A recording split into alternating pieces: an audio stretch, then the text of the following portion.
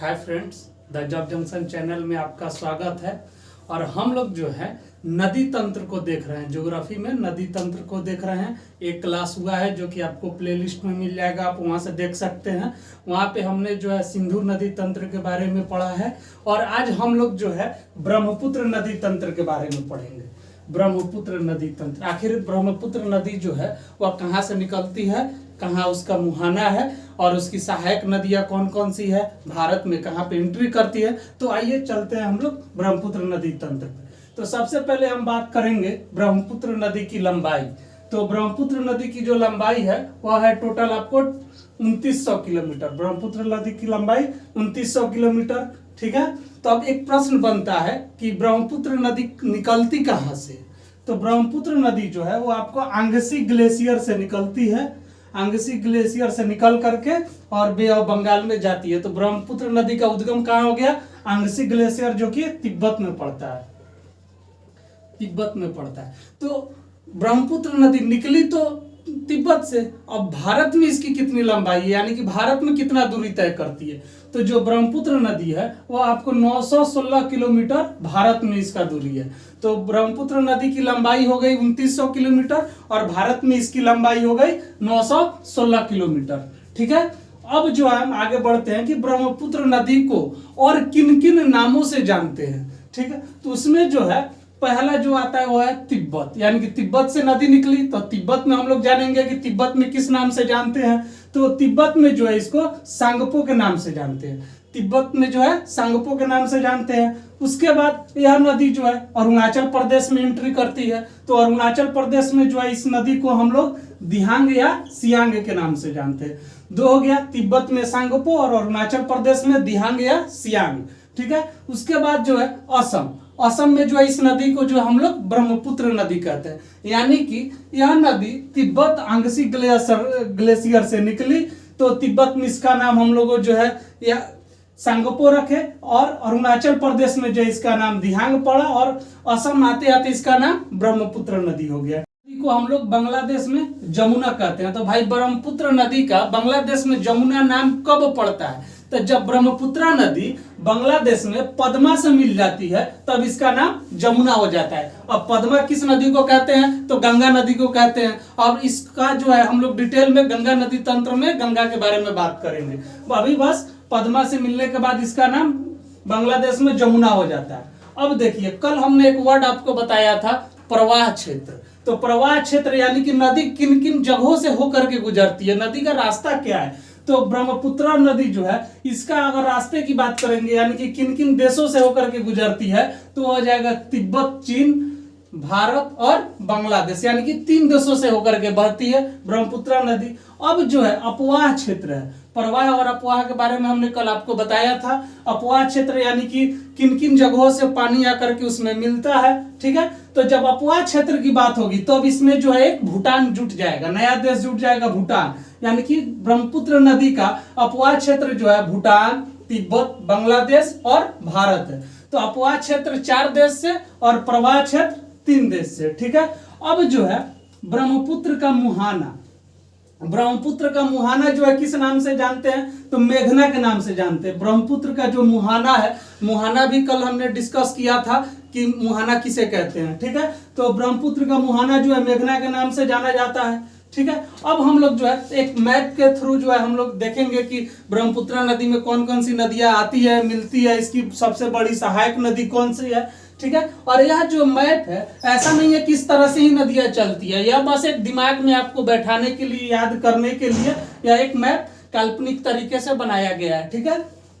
अब देखिए, अभी हमने बताया था आपको कि ब्रह्मपुत्र नदी जो है आंगसी ग्लेशियर तिब्बत से निकली और यह नदी जो है यहाँ तक जो है तिब्बत में एंट्री की। उसके बाद जो है नामचा बरवा जो है अरुणाचल प्रदेश में, वहां से जो है इंडिया में प्रवेश की, यानी कि भारत में प्रवेश की। कहां पे, नामचा बरवा के पास एक अक्ष संघीय मोड़ बनाते हुए, यानी कि हेयर पिन बैंड, यानी कि इस टाइप से जो है मुड़ते हुए जो नदी अरुणाचल प्रदेश में जो है एंट्री की, भारत में एंट्री की।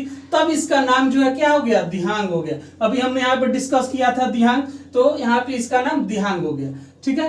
अब जो है ध्यान से अरुणाचल प्रदेश होते हुए यह नदी जो है असम में एंट्री करेगी। कहाँ पे एंट्री करेगी? असम में एंट्री की। और असम में जो है इसका नाम क्या हो जाता है? ब्रह्मपुत्र हो जाता है, ब्रह्मपुत्र हो जाता है इस नदी का नाम। उसके बाद यह नदी असम से आगे बढ़ेगी तो धुवरी के पास, यानी कि धुवरी एक जगह है, वहां से जो है यह नदी बांग्लादेश में एंट्री करेगी। बांग्लादेश में जब एंट्री करेगी तो इसका नाम क्या हो जाएगा? जमुना हो जाएगा। और इसका जो मुहाना जो है, यहाँ पे जो मुहाना है, इसका नाम मेघना हो गया। ठीक है। अब हम बात कर लेते हैं कि इस नदी का जो है सहायक नदियां कौन कौन सी है। ठीक है। तो इसकी अगर हम सबसे पहले बात करेंगे बाएं तरफ से मिलने वाली नदी में, तो एक नदी है सुबनश्री। एक नदी है सुबनश्री। सुबनश्री नदी जो है तिब्बत से निकलती है और लखीमपुर में आकर के ब्रह्मपुत्र नदी से मिल जाती है। ठीक है।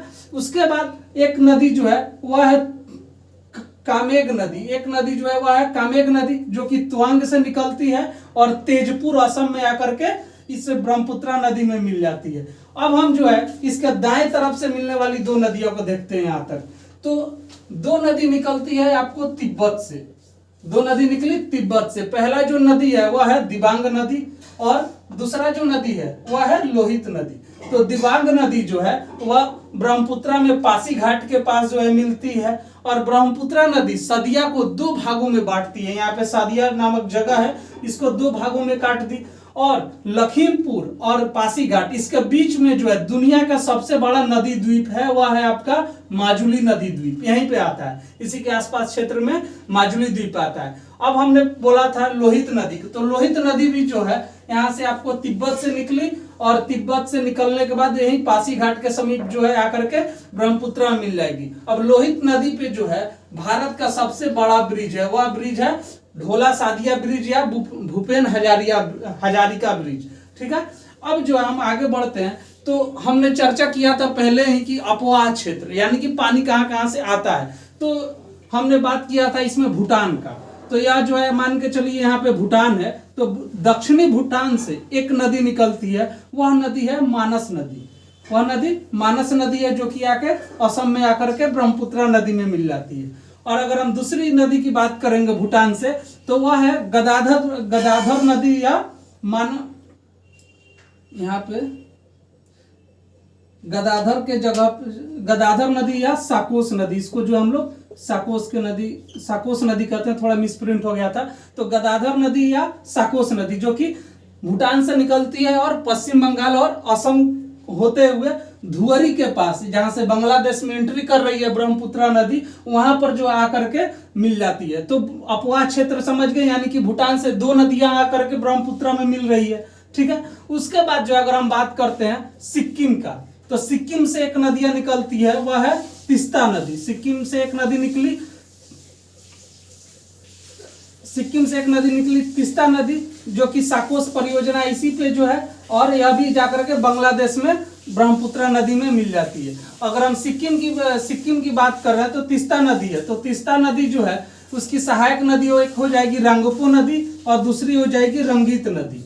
सिक्किम से तीस्ता नदी हो गई और रंगीत नदी हो गई। अब जो तीस्ता नदी है वह तीस्ता नदी पहले जो है गंगा की सहायक नदी हुआ करती थी, लेकिन 1787 में इन्होंने अपना रास्ता बदल लिया, यानी कि तीस्ता नदी का मार्ग बदल गया और वह अब ब्रह्मपुत्र नदी की सहायक नदी हो गई। ठीक है। तीस्ता नदी क्लियर हो गया। उसके बाद अब हम इधर से थोड़ा बात कर लेते हैं। तो इधर का जो है दो नदियां का तो हमने बात कर लिया था, दिबांग और लोहित नदी का। अब जो है एक नदी है जो कि नागालैंड के निशांग पहाड़ी से निकलती है, वह नदी है धनश्री नदी। ठीक है। धनश्री नदी भी जो है ब्रह्मपुत्र में आकर के मिल जाती है और उसकी एक सहायक नदी है, धनश्री की सहायक नदी है दोयांग नदी, जो वो भी नागालैंड से निकलती है। और नागालैंड से एक और नदी निकलती है, वह है मेलेक नदी। अब यह जो है यानी नागालैंड से तीन नदियां निकली, नागालैंड निशांग पहाड़ी से, एक धनश्री नदी, एक दोयांग नदी और तीसरा मेलेक नदी। यह सब भी जो है ब्रह्मपुत्र में आकर के मिल जाती है। लेकिन यह सब जितनी नदियां हैं, यह सब जो है दाएं तरफ से मिलने वाली नदियां हैं। ठीक है। अब जो है मेघालय है, तो मेघालय से एक नदी निकलती है, वह नदी है कोपिली नदी। वह भी आकर के असम में जो है ब्रह्मपुत्र नदी में मिल जाती है। उसके बाद नेक्स्ट अगर हम बात करेंगे तो एक तो मणिपुर से जो है एक नदी निकलती है, वह नदी है बराक नदी।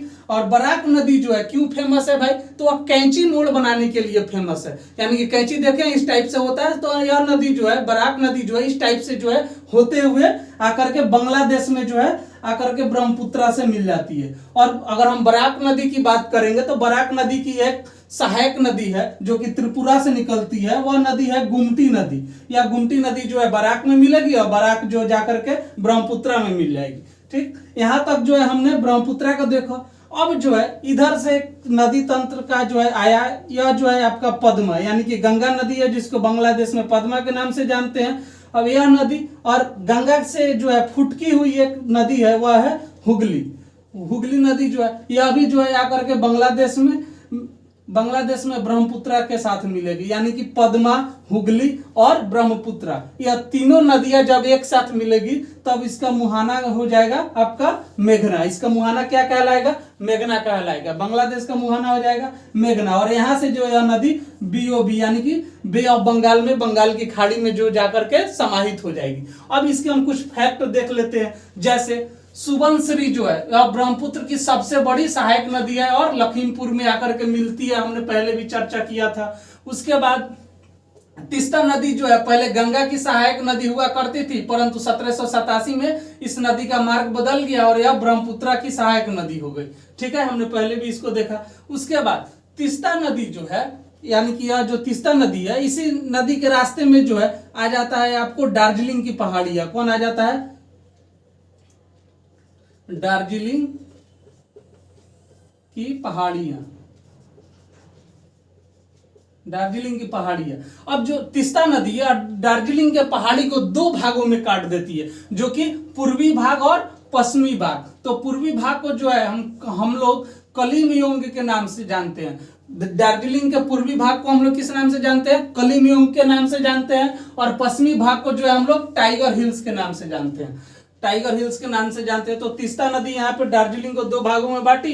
पूर्वी भाग को जो है कलिमयोंग के नाम से जानते हैं और पश्चिमी भाग को हम लोग टाइगर हिल्स के नाम से जानते हैं। ठीक है, उसके बाद जो अगर हम नेक्स्ट पॉइंट की बात करेंगे कि दुनिया का सबसे बड़ा नदी द्वीप माजुली नदी द्वीप जो है यही ब्रह्मपुत्रा नदी पे जो है स्थित है। हमने पहले भी यहाँ पे चर्चा किया था।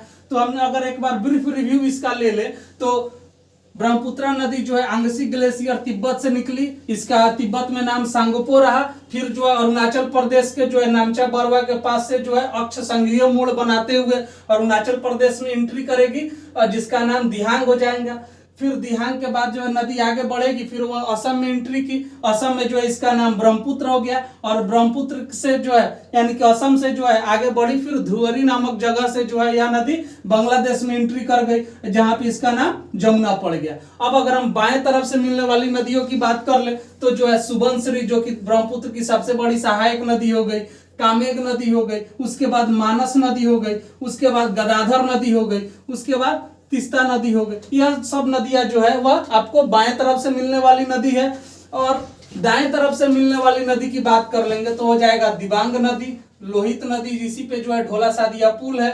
ठीक है, उसके बाद जो है नागालैंड निशांग पहाड़ी से 2-3 नदियां दाहिने तरफ से मिलती है ब्रह्मपुत्रा में, वह है धनसरी नदी, उसके बाद दोयांग नदी और मेलेक नदी।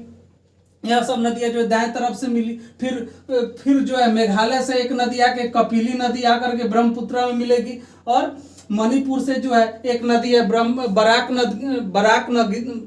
नदी जो कि कैंची मोड़ बनाते हुए बांग्लादेश में आके मिल जाएगी। तो उम्मीद है आप लोगों को ब्रह्मपुत्रा नदी तंत्र समझ में आया होगा। और समझ में आया होगा तो द जॉब जंक्शन चैनल को सब्सक्राइब कीजिए, लाइक कीजिए और शेयर कीजिए। हम लोग नेक्स्ट वीडियो में मिलते हैं जहाँ पे हम लोग गंगा नदी तंत्र को देखेंगे। धन्यवाद।